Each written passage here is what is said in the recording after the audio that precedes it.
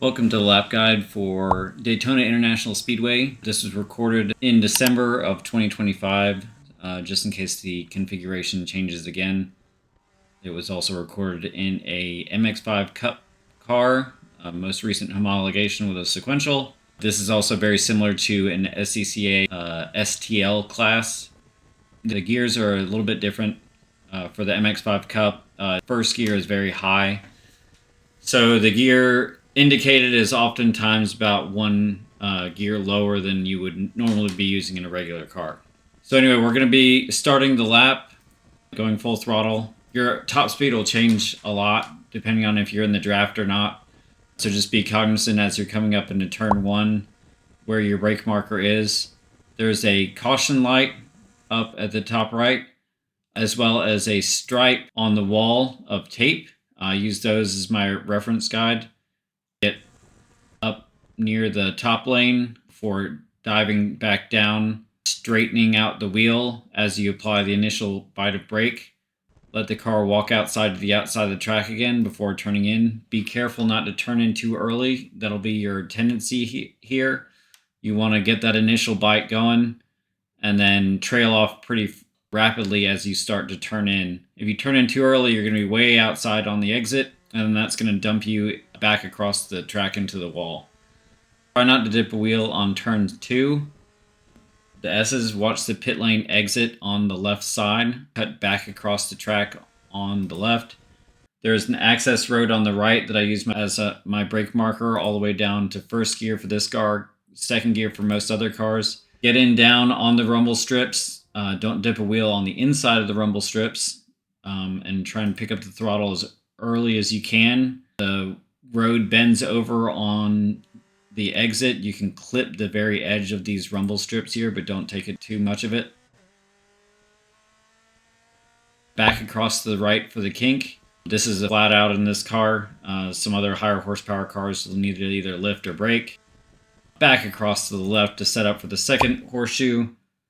Use this access road on the left as a marker. Try and get your braking done mostly in a straight line and then trail to help you rotate the car down onto the rumble strips, and then be patient as you pick up the throttle. It is quite slippery on this corner. Look for your track out onto the rumble strips on the exit.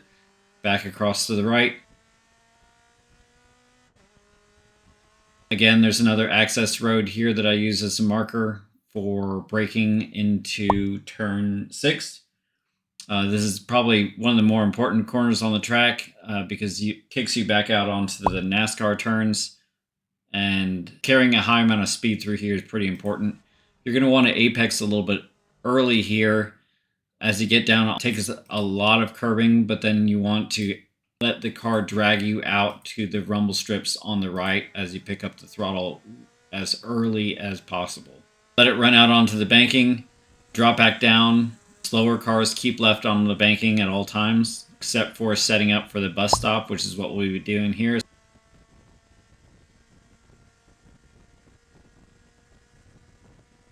So as we exit the NASCAR corner, glance up at your mirror, make sure you're not cutting anybody off.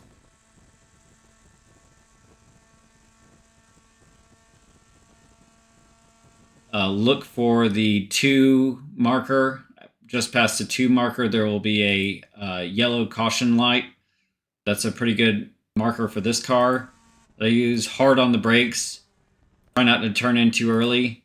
Grab as much curve as your car can handle. On this first left-hander, stay a little bit further away from the right-hander here because you're going to want to settle the car and get it rotated for the last 2. The exit is the most important thing from the bus stop. As soon as your car is settled and rotated, pick up the throttle as fast as possible and then take as much curve as your car can handle for the last 2 to put you back out onto the NASCAR corners. And then from here, it's just flat out all the way to the line. Again, stay low as much as possible.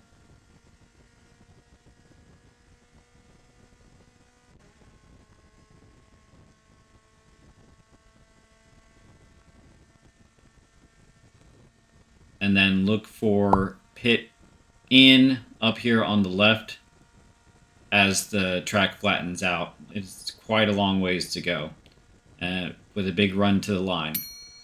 Thanks for watching, and stay tuned for more lap guides. Keep watching, and I'm going to play the entire lap without me talking or pausing so you can get a sense of the speed of the whole lap.